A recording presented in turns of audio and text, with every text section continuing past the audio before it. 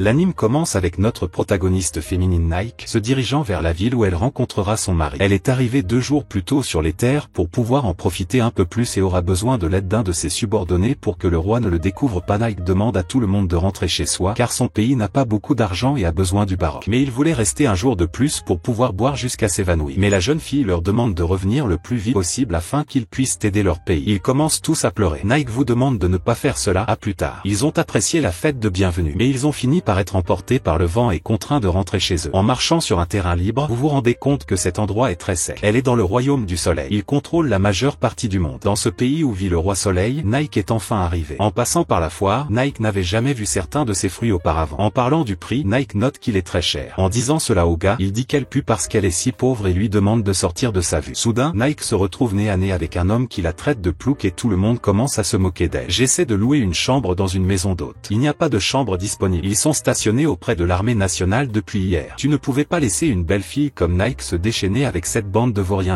Même si vous aviez une chambre libre, votre réponse serait non. Alors qu'elle quitte les lieux, elle se retrouve soudainement acculée par 2 bandits qui lui proposent une chambre où loger. Nike sait d'abord que c'est une arnaque. Mais l'homme explique que pour les femmes, tout est gratuit. Se sentant heureuse, elle finit par laisser tomber sa valise et se fait piéger pour avoir été si naïve. Je suis stressée. J'aimerais savoir si ce pays a également asséché le cœur des gens. Évanouie de faim, soudain 2 personnes apparaissent pour aider Nike. Lorsque vous vous réveillez et sentez une odeur merveilleuse, vous avez très faim. Mais ils lui demandent de manger rapidement car ils ne peuvent pas parler à cause des gargouillements de l'estomac de Nike, expliquant qu'il fait partie du royaume du pays de la pluie. C'est un endroit très lointain. En plus de tout cela, elle est la 4e fille souveraine. Ils aimeraient comprendre pourquoi elle est là. Cette ville est très dangereuse la nuit, très différent de la vraie capitale, y compris des gens comme ceux qui ont volé les sacs des filles. Malgré tout, Nike est heureux que des gens comme eux existent. Je demande pourquoi Nike est là. Il explique qu'il est dans cette ville pour se marier. Elle se demande qui est le roi qu'elle va épouser. Nike répond qu'il est le roi du soleil, en disant qu'ils peuvent déjà rire. Tu ne penses pas qu'elle doit être sérieuse? Et ils font tous craquer le même bec. On nous montre un flashback. Le roi soleil a accordé une licence spéciale pour que la principauté reste autonome. Mais en échange, il demanda la main d'une de ses filles. Outre Jacampo, Nike a fini par perdre et a été obligé d'épouser le roi. Même s'ils sont jaloux, ils n'épouseront le roi soleil sous aucun prétexte. Il est impitoyable envers ceux qui s'opposent à lui. Il est de sang-froid et cruel. Au cours des 3 années qui ont suivi son couronnement, il a conquis le monde entier. De plus, l'un d'eux a entendu dire qu'il était un laxatif complet. En entendant cela, Nike se rend compte qu'il ne semble même pas humain. Mais de toute façon, le père de la fille explique que leur avenir dépend de ce mariage. Ainsi, Nike fut la grande élue pour épouser le roi soleil. La scène revient à la fille. Sa fille lui dit que Nike sera la reine de ce pays. En riant, personne ne croit ce qu'elle dit. Le lendemain, tout le monde croit en Nike. Si elle avait voulu mentir, elle aurait inventé quelque chose de plus facile à croire. En se promenant dans la capitale, Nike se rend compte qu'il ne pleut pas du tout dans ce pays. Parfois, il y a des tonnerres. Malgré tout, il ne pleut pas dans la capitale. Mais les gens peuvent boire de l'eau en paix grâce au roi qui a construit des aqueducs, mis fin aux disputes entre la famille royale, expulsé toutes les mauvaises personnes et relancé l'économie du pays. Nike est très heureuse parce que Lisa est une personne très intelligente. Grâce au roi soleil, ils peuvent gérer leurs affaires sans crainte. Alors qu'ils sont assis ensemble, Nike demande si c'est l'endroit préféré de Lisa. Mais en fait, c'est celui de ton père. C'est à cet endroit que son père et sa mère se sont rencontrés. Mais elle est décédée il y a 4 ans. Après cela, il a passé jour et nuit à travailler pour offrir à sa fille un avenir meilleur. Ces mêmes bandits surveillent Nike, où ils gagneront une belle récompense s'ils parviennent à kidnapper la fille. Même s'ils sont bien payés, ils aimeraient avoir un travail plus sain. Après avoir kidnappé la fille, ils s'enfuient tous les deux de l'endroit. Quand tu vois que tu as choisi la mauvaise fille, tu ne peux rien faire. Donc, ils en bénéficieront. Soudain, Nike apparaît sur la scène. Ils disent que s'ils touchent à la fille, cela détruira leur 2 races. Grâce à ses pouvoirs, il parvient à couper le couteau de l'homme en 2 et, avec la puissance du vent, il le jette au loin. Lorsqu'il revient à la maison de la fille, il dit au revoir à tout le monde et utilise quelque chose pour faire ressembler à de la neige. L'homme est très heureux et se souvient du moment où il a rencontré la mère de ses filles. Les bandits sont désormais sûrs qu'ils ne pourront pas essayer de tromper la fille en chemin. La scène change et les gens qui ont essayé de kidnapper Nike se rendent compte qu'ils n'ont pas réussi du tout à le faire. Mais ils savent qu'ils auront de nombreuses autres occasions de capturer la jeune fille. La scène se déplace vers Nike, qui est finalement arrivé au château et se présente aux gardes comme Nike de la principauté de la pluie, venue épouser le roi. Mais elle a fini par être battue par les gardes. Le bras droit du roi soleil a dit qu'il aurait mieux valu montrer le papier pour pouvoir entrer dans le château sans causer de problème à personne. En entrant dans la chambre du roi, il se présente comme le roi soleil, Livius. En remarquant le garçon, il remarque qu'il s'agit d'un enfant. Livius avait demandé la plus jolie fille parmi les sœurs. Vous pensez qu'ils doivent se moquer de vous? Cela représentera néanmoins un vote de confiance. Donc vous voulez que Nike oublie tout ça? Vous les avez appelés sur place pour une seule raison. J'ai appris que la famille royale a le pouvoir de contrôler le temps. Doit être particulièrement habile à invoquer la pluie. Comme son nom l'indique, c'est un royaume avec un bon climat. Il était donc vraiment fatigué du soleil. Je veux que Nike fasse pleuvoir. Nike devient stressé et commence à ouvrir la bouche du garçon parce qu'il ne possède pas le monde. De plus en plus stressé, même les gardes ont du mal à maîtriser la fille. Le majordome de la jeune fille voit qu'elle est une princesse qui devrait être renvoyée immédiatement dans son pays d'origine. Mais il veut que tu attendes un peu. Il faut du courage pour lever la main vers le roi soleil. Mais il aime ça. Peu de temps après, il a laissé Nike en plan. En riant, il apprécie maintenant de voir le visage de la jeune fille derrière les barreaux. Nike demande si c'est ainsi qu'il traite un invité d'un autre état. De plus, il ne lui donne rien à manger. Nike a osé lever le petit doigt sur Livio, le roi du monde. Nike va-t-il devenir votre jouet ou va-t-il mourir de faim en prison? Lorsqu'il rencontre plusieurs personnes, Livio jouera simplement avec la fille pendant un moment si elle n'obéit pas à ses ordres. Nike est très stressé parce que le garçon l'a enfermé en prison. Mais quand elle le regarda dans les yeux, elle réalisa que ce regard n'était pas celui d'un enfant. Ayant réussi à couper les barreaux de la cellule, il décide de rendre visite au garçon. Livio travaille. Soudain, elle apparaît sur la scène pour pouvoir égayer un peu plus la journée du garçon. Nike, tu vas réparer ce gamin, mais ton estomac grogne et tu finis par tomber par terre. Elle explique que le rituel pour invoquer la pluie n'est pas quelque chose que l'on fait de nulle part. Il faut un rituel. Livio s'en fiche. Si vous avez besoin de quelque chose, vous pouvez le lui fournir. Mais ce n'est pas une question de choses, mais de sentiments et d'expérience. Les sentiments d'une personne qui cherche la pluie doivent être en accord avec ceux de celui qu'elle invoque. Vous devez donc lui faire découvrir la beauté du monde qui l'entoure. S'il veut qu'elle invoque son ami, Livio doit lui montrer la beauté de ce monde. Le garçon doit le faire en personne. Le lendemain, Nike se réveille et au moment où elle s'y attend le moins, ses servantes personnelles apparaissent pour qu'elle puisse habiller la jeune fille. Stressée, elle demande à Livio pourquoi elle a plusieurs servantes qui l'habillent dès son réveil. Mais il veut juste que tu arrêtes de te plaindre tout le temps. Il a fait de gros efforts pour être impressionné par l'apparence de Nike, mais il ne pensait toujours pas que c'était si génial que ça. En regardant dehors, vous remarquez qu'il y a plusieurs belles fleurs. Livio ne voit aucune grâce dans les fleurs et pour lui ce ne sont que des fleurs. Nike est stressé avec le garçon parce qu'il possède le monde et n'apprécie pas sa beauté. Après une journée loin du travail, son bras droit explique que les factions ennemies ont augmenté les activités de Livio. Ils prennent toutes les précautions, mais pour être en sécurité, Livio devrait avoir la meilleure garde. N'écoutant rien de ce qu'il dit, il demande si c'est du gaspillage et remarque que Nike regarde le ciel. Elle n'arrête pas de penser aux mots que Livio a prononcés tôt le matin. Il a les yeux d'un adulte, il sait qu'il devrait agir comme la sœur aînée du garçon, mais il refuse d'être un frère pour quelqu'un comme elle. Elle demande pourquoi elle est là. Nike explique qu'il regarde simplement les étoiles. Mais pour lui, une étoile n'est qu'une étoile. Mais c'est vrai que tu penses qu'il brillait un peu plus quand ta mère était en vie. Livio demande à connaître la raison qui l'inspire à chanter. Nike a besoin d'émotions pour pouvoir réaliser le rituel. Livio dit-lui d'aller au jardin le lendemain pour qu'elle ait la motivation de chanter. Prenant la main du garçon, elle voulait qu'il l'accompagne à cet endroit. Le lendemain, ils sont sortis tous les deux ensemble et se sont beaucoup amusés. Mais alors qu'elle s'attend le moins à la rencontre entre les deux, Nike remarque l'attaque sur Livio et se jette devant lui pour sauver la vie du garçon. Au crépuscule, il rapporte que tout va bien chez Nike. Mais le bandit a réussi à s'échapper. Livio a une vague idée de la personne qui a fait tout cela. Livio veut que Neil ne soit pas triste. Grâce à cela, il se souvint de quelque chose pour la première fois depuis longtemps. Le monde n'existe que pour blesser les gens et à conquérir. Pour survivre, une personne doit massacrer ses ennemis et prendre ce qu'elle veut. Cela n'a rien à voir avec le monde de Nike. C'est une personne pure et bienveillante. Le lendemain, tout le monde est très inquiet pour la fille. Mais elle aimerait que Livio se montre parce qu'il a pris une flèche pour elle. Les femmes de chambre affirment qu'à la suite de la tentative d'assassinat, la loi martiale a été déclarée dans la capitale. La Majesté semble penser qu'elle peut utiliser cela pour écraser les dernières traces de rébellion. Livio gère personnellement les interrogatoires. Beaucoup d'entre eux ont vu leur poste et leurs terres confisquées et ont été exilés. Nike doit trouver un moyen de faire arrêter l'enfant. Soudain, Neil apparaît sur la scène et dit qu'elle ne le fera pas. Il renverra la fille à la principauté de la pluie. Il s'agit d'un ordre direct de sa majesté. La scène change et nous voyons le général qui vient d'être exilé au pays. Malgré tout, tout le monde est avec lui. Ils ont déjà fait les préparatifs. Ce n'est qu'une question de temps avant qu'il ne tombe du trône du roi. Mais il y a des gens dehors qui écoutent tout. De retour à la maison, Nike est très stressé d'avoir divorcé si facilement. Je ne suis même pas allé la voir. Neil décide de parler un peu plus du garçon. Sa mère est née dans une classe sociale inférieure. À cause de cela, il vivait une vie solitaire dans le palais. Ils se rendirent au royaume en secret, ne se faisant confiance qu'entre eux. Finalement, il monta sur le trône. Sa performance était brillante. C'est pourquoi il a pu conquérir le monde. Mais vous êtes sûr que ce n'était qu'une distraction. La mère de Livio, Sheila, a été assassinée il y a 3 ans. Tout ce qu'il a fait, c'est combler le vide dans son cœur. Il y a aussi une chose que j'aimerais qu'elle comprenne. La renvoyer chez elle est une façon pour Livio de lui témoigner de la considération. La Majesté veut la protéger. Soudain, la voiture s'arrête. Elle part et court vers le palais car il est en feu. En arrivant sur les lieux, Nike se met à chanter pour qu'il pleuve et éteigne l'incendie. Livio se met à pleurer parce qu'il se souvient de sa mère. Nike sait ce dont il a besoin, de nouvelles sensations et de nouvelles expériences. En ramenant la fille à Livio, il lui demande ce qu'il a pensé de la pluie. Mais Livio n'y pensait pas du tout. Ses vêtements et sa peau sont devenus mouillés. Malgré tout, il aimait l'arc-en-ciel qui apparaissait dans le ciel. Voyant qu'elle est heureuse, il lui demande si elle voulait vraiment lui montrer la pluie. Nike était en colère parce qu'elle n'avait pas le temps de jouer avec lui. Tournant le dos, il dit à la fille que plus Nike agit comme ça, moins il a envie de la laisser partir. La saisissant par les cheveux, il s'approche et dépose un baiser sur la bouche de la fille. Désormais, Nike rendra votre vie plus amusante. Une semaine s'est écoulée depuis ce jour. Elle est toujours dans le royaume du soleil et elle n'est toujours pas habituée à cette routine folle. La lumière du soleil frappe le lit et c'est très doux. En regardant sur le côté, il se rend compte que Livio dort comme il est venu au monde, demandant pourquoi il est monté dans son lit. Nike explique que toute sa chambre a brûlé et qu'elle n'a nulle part où dormir. En s'approchant de la jeune fille, il remarque qu'un sentiment de danger approche, venant du pays voisin. Livio remarque que ses seins finissent par rétrécir. Nike gifle le garçon et apparaît avec une bosse sur la table. Livio est stressé, les coups de poing fermés de Northamelt entraîneraient la peine de mort. Soudain, l'un des cuisiniers apparaît sur la scène et dit qu'il peut préparer un plat pour que les melons puissent pousser. De plus en plus stressée, elle revient bientôt à la normale, car elle ne sait pas exactement ce que pense Livio. Pour revenir au sujet, Livio aimerait lui organiser une fête dans le futur. Le but serait de la présenter officiellement en tant qu'épouse du roi Soleil aux ambassadeurs des pays alliés. De plus, attendez-vous à ce que Nike les livre. Faire l'invocation de la pluie. Avant même qu'il ait terminé sa phrase, Nike refuse. Vous ne comprenez pas pourquoi vous ne voulez pas faire ça. Nike explique qu'il l'a fait la dernière fois uniquement parce qu'il s'agissait d'une urgence. Mais pour animer une fête, vous ne ferez jamais ça. Comprenant, Livio s'aperçoit qu'elle n'est rien d'autre qu'une moraliste absolutiste. Après cela, le palais était dans un désordre complet. Au milieu de la nuit, Livio entre dans la pièce pour pouvoir changer les fleurs fanées. Lorsque Nike se réveille, elle est surprise que le garçon soit allé travailler si tôt. Mais il part généralement encore plus tôt. Aujourd'hui, il était assez en retard par rapport aux autres jours. Le matin, il fait le travail du conseil consultatif. L'après-midi, il a une réunion avec des personnes importantes, puis des audiences avec les gens du commun, et le soir, il vérifie les documents officiels. Livio travaille trop. C'est son seul défaut. Lorsqu'il part dans la cour de l'école, il parle à Neil du travail de Livio, du fait qu'il reste dans une pièce toute la journée et ne sort jamais. Même s'il était un enfant, Neil aimerait que le garçon prenne un peu plus soin de lui. Plus vous faites de choses, moins vous pensez à des choses inutiles. Soudain, des personnes importantes apparaissent dans leur dos. L'un d'eux est le monde souterrain du royaume océanique. Le garçon est petit et direct et dit que Livio joue à la maison. Il disait qu'elle venait d'un royaume pauvre et inconnu, une véritable princesse de campagne. Nike a aussi un certain talent sinistre. Vous savez qu'ils ont été appelés juste pour se moquer de la fille. Cela va au-delà du niveau de divertissement. Soudain, Livio apparaît sur la scène, leur demandant de faire attention à la façon dont il parle à sa femme. Peu de temps après, Nike est très embarrassée par les paroles du garçon. Étant fatiguée, elle dit à la fille qu'elle a besoin de se reposer un peu. Emmenez-la dans un endroit isolé, allongez-vous sur ses genoux pour qu'elle puisse être plus détendue. Alors demandez qu'il pleuve le jour de la présentation de Nike. La fille lui demande d'essayer de parler un peu plus aux gens pour qu'ils puissent obtenir de l'aide. Livio veut juste que tu restes en dehors des questions de travail. Nike attrape la joue du garçon, mais il finit par se mettre en colère. Avec un visage triste, Nike ne sait pas ce qu'il y a au fond du cœur du garçon ou ce qu'elle peut faire pour lui parler. En entrant dans sa chambre, Nike est heureuse qu'il mette des fleurs dans sa chambre tous les jours. Mais ce ne sont pas les servantes qui font ça, c'est Livio. Il lui faut toute la nuit pour que Nike se sente à l'aise. Il m'a demandé de ne rien lui dire. Lorsqu'elle entre dans la chambre du garçon la nuit, Neil apparaît soudainement, lui disant que Livio peut désormais dormir sans prendre le médicament qu'il prenait tous les soirs. Grâce à Nike, il a désormais quelqu'un à protéger et peut être en paix. Mais être la personne qui est toujours protégée ne lui convient pas, alors elle décide qu'elle le protégera aussi. Le lendemain, tout le monde attend Nike pour commencer la fête. Livio pense qu'elle ne viendra pas. Mais Neil demande lui d'attendre un peu, elle va certainement apparaître. Soudain, la jeune fille apparaît sur scène, chantant et enchanter toutes les personnes présentes à la représentation. Le garçon qui l'a humilié auparavant voudrait lui embrasser la main, ce qui lui permet. Livio ne veut pas qu'il le fasse parce qu'il l'a traité de paysanne. Livio demande à Nike de ne pas charmer les gens. Livio demande à savoir si elle a changé d'avis. Répondant non, la plume lui est arrivée en voulant chanter. Malgré tout, Livio était très heureux et remercia la jeune fille pour la première fois. Embarrassée, Nike sait qu'elle devrait être celle qui le remercie. Le lendemain, Nike regarde le garçon pendant qu'il dort et se rend compte qu'il est en fait assez mignon. Lorsqu'elle se réveille, Livio ne sort du lit que lorsqu'elle reçoit un baiser, devenant assez gênée. Neil lui demande de le faire bientôt car le garçon doit travailler. Le lendemain, Livio doit garder le silence afin qu'il puisse peindre un portrait du garçon pour le bien du pays. En demandant où se trouve Nike, il l'entend crier en arrière-plan car elle a pris un peu de poids. Soudain, l'homme qui confectionne les vêtements de la fille apparaît, lui demandant d'arrêter de crier un instant car Nike doit porter de beaux vêtements. C'est le meilleur styliste du royaume du soleil. Mais avant les fiançailles, j'aimerais qu'elle perde 10 kilos. Désormais, Livio doit supprimer tous les glucides des repas de Nike. Il s'agit d'un rituel sacré traditionnel qui est exécuté avant la cérémonie de mariage. On l'appelle aussi l'échange des soleils. L'homme et la femme doivent apporter une bague et échanger la lumière pour officialiser les fiançailles. Alors qu'il essaie les vêtements, Livio apparaît soudainement sur la scène, les yeux brillants car la fille est belle dans n'importe quelle tenue. Le lendemain, Nike a très faim. L'un des cuisiniers lui demande de venir chercher du pain pour qu'il puisse manger. Soudain, le créateur apparaît, prend le pain de la jeune fille et lui demande d'essayer de ne pas le manger jusqu'à la cérémonie de fiançailles. Au moment où on s'y attend le moins, Niu apparaît sur les lieux, appelant la fille à se rendre dans la chambre de Livio. Il est vraiment stressé par l'annulation des fiançailles. C'est ce qu'a fait le ministère du sacerdoce. Il s'agit de l'organisation de plus haut niveau chargée d'organiser les rituels de divers dieux, dont le saint patron de notre pays, le dieu du soleil. Les mariages dans la famille royale doivent être approuvés par le ministère de la prêtrise. Mais ils ont décidé de ne pas l'approuver. Nike demande pourquoi ils ont fait ça. Niu explique que la raison invoquée est que la fille est issue d'un groupe ethnique étranger. Livio pense que c'est ridicule. Cela ne veut absolument rien dire dans ce pays. Ce n'est qu'un prétexte. Historiquement, il y a eu d'autres épouses légales de groupes ethniques étrangers. Il n'aime pas le garçon. Demandez pourquoi il n'aime pas le garçon. Il explique qu'il pourrait lui en vouloir pour la façon dont il a dégradé le ministère de la prêtrise lorsqu'il est monté sur le trône. Ils ont dit que s'ils insistaient trop pour frapper la fille, Nike devrait subir le rituel d'illumination. C'est un rituel spécial. Elle doit récupérer un anneau spécial à utiliser lors de l'échange de soleil qui est consacré dans un temple souterrain. Le temple souterrain est l'une des parties les plus dangereuses du pays, situé au plus profond de la vallée d'Emias. D'innombrables princesses y ont perdu la vie. À cause de cela, la coutume déclina de règne en règne. Malgré tout, Nike décide d'accepter. Livio demande si elle n'a pas entendu ce que Niu vient de dire. Mais elle sait que si elle fait ce truc d'éclairage, ils accepteront la fille. Alors vous décidez que vous allez le faire. Livio répond que ce n'est pas si simple. Accepter le jugement reviendrait à reconnaître que le ministère de la prêtrise avait raison de ne pas autoriser le mariage.